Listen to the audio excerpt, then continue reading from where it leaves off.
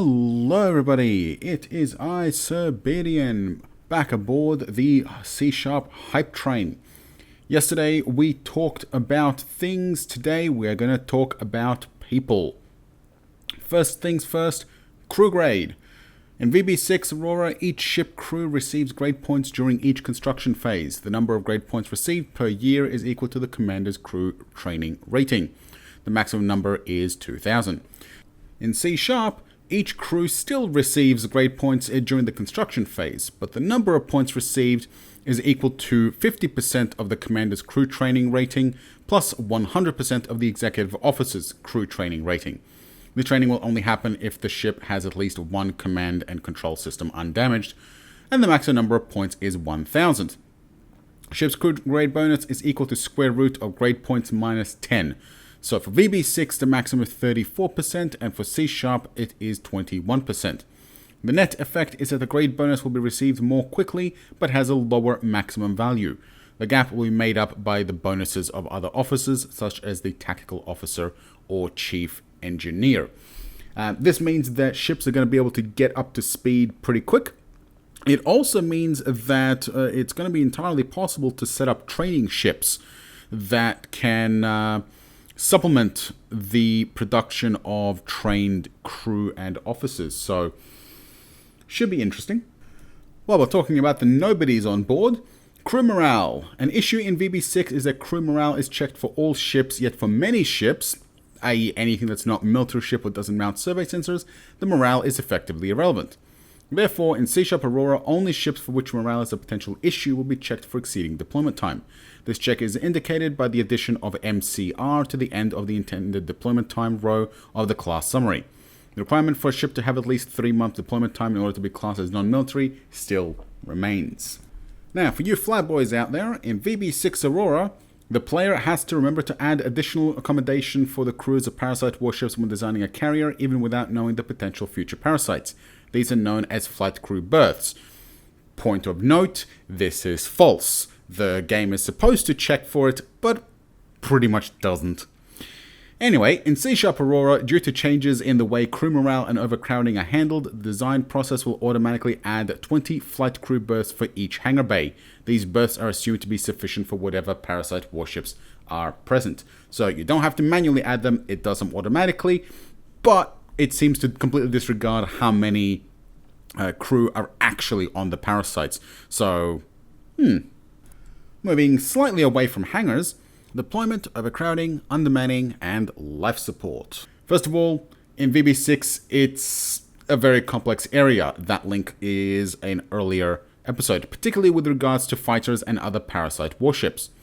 For C#, we are keeping the flavor of this area while simplifying the mechanics in general and adding a couple of additional mechanics that never made it into VB6. Each construction phase, every ship is checked according to the following rules. First of all, the deployment clock. Any military ship or one equipped with geological survey sensors has a deployment clock, similar to their maintenance clock, which is displayed on the fleet window in months. For ships outside hangar bays, the clock normally advances at a rate equal to the passage of time when the ship is anywhere except at a recreational location. A recreational location is any ship with a recreation module or any population of at least 50,000 people. When any ship, including those in hangars, is at a recreational location, the deployment clock reduces at a rate equal to 10 times the passage of time. If a parasite is in a hangar bay, but the mothership is not at a recreational station, the deployment clock of the parasite reduces at a rate equal to the following formula.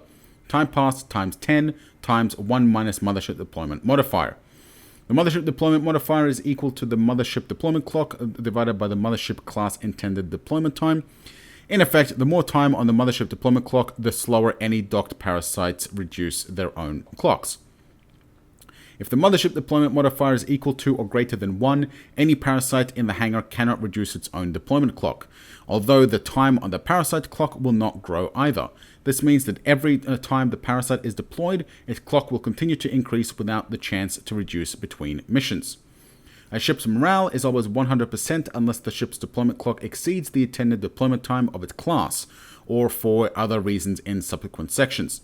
In that case, morale is equal to the intended deployment time divided by the deployment clock. For example, a ship with a clock of 15 months and an intended deployment time of 12 months would have a morale of 80%. If the crew on the ship is less than half the required crew complement, morale is multiplied by current crew over class crew times 2. Morale can never fall below 25% as a result of the above rules. Now, one important thing to note is this parasite rule with motherships and deployment clocks. Now, one thing that I kind of noticed, and I touched on this over a couple of episodes in my guide series, is that basically all of these rules are already in place in VB6, except for number 5. Number 5 is probably the only real actual change that I've been able to determine, because now the parasites actually reduce their deployment clock, whereas from what I've been able to determine through testing in VB6, it's just time since it was last launched, which means that basically parasites in VB6 immediately reset the deployment clock to 0 as soon as they launch from their mothership, and the deployment clock is just however long it's been since they launched. The rest of these rules are basically the same. But number 5 changes it so that you now have to give your parasites an actual break in between missions if you want them to retain at full deployment. Next up, we have overcrowding rules. Each construction phase, the total personnel on each ship is compared to the available accommodation after accounting for damage. Personnel in this case equals the crew, any rescued survivors beyond the capacity of any cryogenic modules, and the capacity of the flight crew berths. There may be a rule added later tracking whether the hangar is in use when checking for flight crew berths. If the required accommodation is greater than the available accommodation, the ship is overcrowded. In this case, an overcrowding modifier is calculated equal to the required accommodation divided by the actual accommodation to the second power. The ship's deployment clock will increase at a rate equal to the time passed multiplied by the overcrowding modifier. For example, if the ship is 25% overcrowded, the deployment clock will increase at 1.5625 times the normal rate, otherwise 1.25 times 1.25.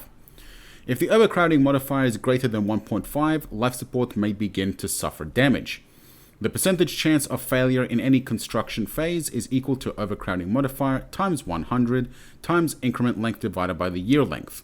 This translates to a 3.1% chance per construction phase if the ship is 50% overcrowded, an 8.6% chance at 150% overcrowded, and a 34.2% chance at 400% overcrowded. Now, this is very good because in VB6, basically the second you start getting overcrowded, you started seeing failures in your life support. So having a much lower chance if the ship is only slightly overcrowded makes more sense. If failure occurs, a crew quarters system will potentially be damaged. This can be prevented in a normal way by maintenance supplies. If no maintenance supplies are available, the crew quarters will be destroyed. Same as VB6. Destruction of crew quarters will reduce the available accommodation and increase the overcrowding problem. Eventually, if all crew quarters are destroyed, this will lead to complete life support failure. Overcrowding is not checked on parasites in hangars, as it is assumed the flight crew berths and life support on the mothership will help with this situation. To avoid potential exploits of this simplification, any survivors on a parasite that docks with the mothership will be transferred to the mothership, unless they can be holding cryogenic modules on the parasite. That unless is very useful. While we're on the subject of life support failure, if a ship has no life support systems due to combat damage or maintenance failures, it suffers the following penalties. Number 1. For any military ship or one equipped with geological survey sensors, the deployment clock increases at 12 times the normal rate, and morale is immediately reduced to 10%. Interestingly, 10% is less than the 25% minimum. So, yeah. The crew takes casualties from 4% to 80%, i.e. a 4d20 roll, of the remaining crew in each construction phase. Any survivors on board take casualties of up to 80% of the remaining survivors in each construction phase. Each commander on board the ship has a chance of dying equal to half the crew casualty percentage in step 2. So don't lose all your life support systems, folks. Once again, life support failure is not checked for parasites in hangars, as assumed the flight crew bursts and life support on mothership will help with the situation. If help is not close by, it may be better for the crew in these circumstances to abandon ship and hope for rescue, as this will give them 2 weeks. This rule may also be a reason for a more common use of lifeboats. So, yeah, useful to know. So, all in all, a pretty extensive but much more straightforward method of handling deployment times plus overcrowding for rescues and prisoners. Although, to be honest, it doesn't really seem to be all that much different. So, like, the deployment times, the only real difference is that the parasites now have to rewind their clock. With overcrowding, the math is a little bit different, but otherwise the mechanics is pretty much the same. It's only the reduced chance of things actually breaking down that you can pack more people in. And perhaps, yeah, the numbers are a little bit different, but generally speaking, the mechanics are the same as VB6. So, minor changes, but it's nice to get a summary. Okay, now we are done with the nobodies. Let's talk about the somebodies. First up, admin commands. An earlier post in the thread touched on admin commands. I believe it was 2 episodes ago. This is more details. So, every race starts with a single top-level admin command which can't be deleted but can be renamed. All other admin commands descend in a tree from this one. You can only attach an admin command to another admin command, but you can have an unlimited number of levels in the admin command hierarchy. Fleets can only be attached to admin commands. Many fleets can be attached to the same admin command, but each fleet can only be attached to one admin command. An admin command can be created at a population with a naval headquarters, which is a new installation, and each level of a naval headquarters costs 1200 BP and can be moved with the same cargo requirement as a research facility. Naval headquarters function in a similar way to sector commands, with each doubling of the level adding +1 to the command radius. For example, level 1 has a radius of 1, level 2 has a radius of 2, level 4 has a radius of 3, 8 has a radius of 4, etc. The command radius of the admin command is based on the naval headquarters in which it is based, with modifications for certain types of admin command. A single naval headquarters can support multiple admin commands.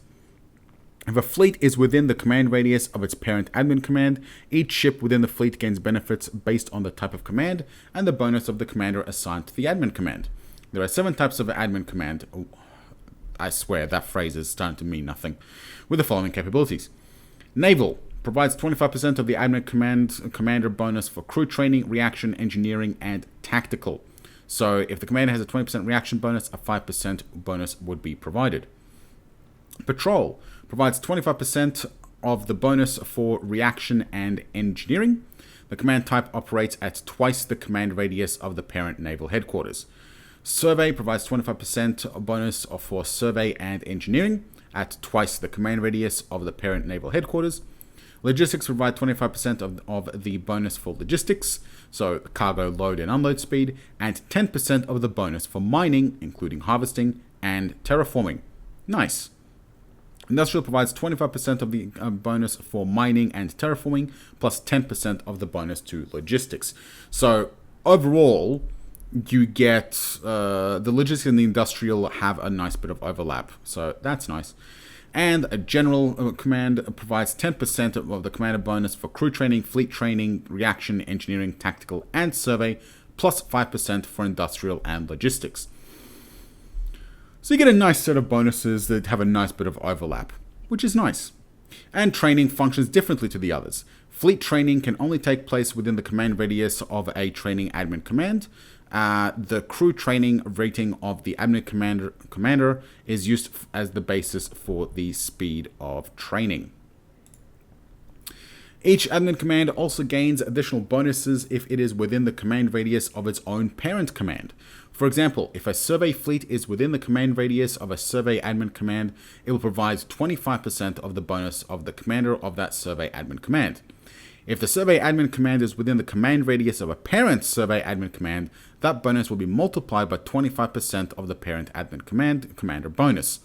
So if both admin commands each had a commander with a 30% survey bonus, the total provided bonus to ships in the command radius of the lower admin command would be 15.56, i.e. 1.075 times 1.075. If a third layer existed above those two and that also had a commander with 30% bonus, the overall bonus would rise to 24.23, which is pretty good. Now, why can't we stack an infinite tower of survey commands? Well, apparently this isn't as easy to achieve as it might seem, as each of these admin commands will need an assigned commander or the chain will be broken.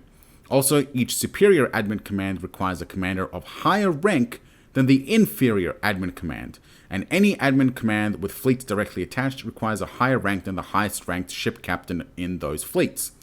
If an admin command does not have a commander of sufficient rank, it will not produce bonuses.